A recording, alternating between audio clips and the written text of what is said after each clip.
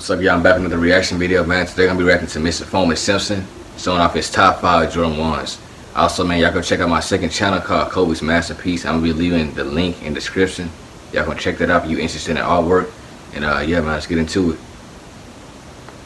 Hello and welcome to the workshop. We have some incredibly dope sneakers See on what he deck, got. but before we dive into those, today's video is sponsored by StockX. So shouts to them. Some of you, I'm staying by enough for StockX. A lot of you, I'm sure, are already familiar with StockX. When you're buying or selling new sneakers, I think it's the best place to go. And if you look at our past videos here on this channel, that opinion has not changed. When I sold my own collection a couple years ago, I sold almost every pair I own, and I did that on StockX. Some of you may remember that. The layout of the website and the app, super user-friendly. The way the buyer and seller are protected more than other places. The way you can filter searches for stuff on StockX took over, man. Just the whole thing is the best. Even when you go to Sneaker Summit, nobody be up there no more. And they have really created a stock market. Local resellers, whatever the case is, so many of them use StockX as the guide or the gauge. So check them out if you have not already. We will put a link in the description of this video. By the way, every sneaker on this list, every Jordan 1 is available on StockX. So definitely check them out.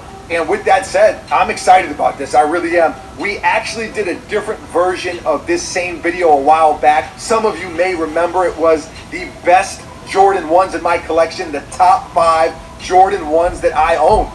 So here it is. It's one of my all-time favorite sneakers. It's a sneaker model that I wear a lot. I almost always have a pair in rotation, but I sold them all basically a couple years ago. Since then, probably picked up, I don't know, 20, 30 pairs, ballpark. Damn. You got a lot of ones, bro. So this list was harder to compile than you might think. Nonetheless, I'm here to make the tough decisions, and I had to do it. And we're also going to put them in order from least favorite to most favorite, so it made it even more difficult. Okay. But it is what it is. That's what I'm here for. We will start at number 5 and move up to number 1. So let's do it. Number 5, the off-white UNC Jordan 1, or technically the University Blue.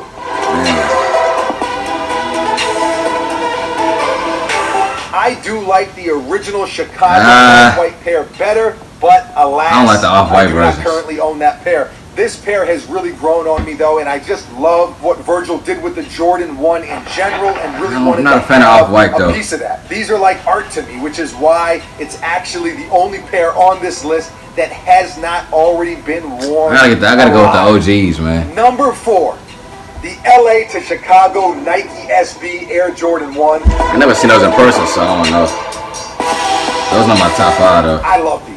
They dropped alongside another pair, the NYC to Paris. I remember those. I also snagged, but I don't like those nearly as much. This pair, to me, this is the one. Some of you may have seen Buckets and I, mostly Buckets. We used a nail file and wore away some of the Lakers paint so the Chicago colorway could shine through, give Chicago a little shine. A lot of people completely wiped the paint off. They used acetone, they used different things. There were a bunch of ways people played around with the overlapping colorways, but I love how my pair turned out, and I have worn them a bunch already. And I think that's kind of the beauty of this pair, is that people could fool around with them and kind of create with them themselves. I think that's I like the acetone white though.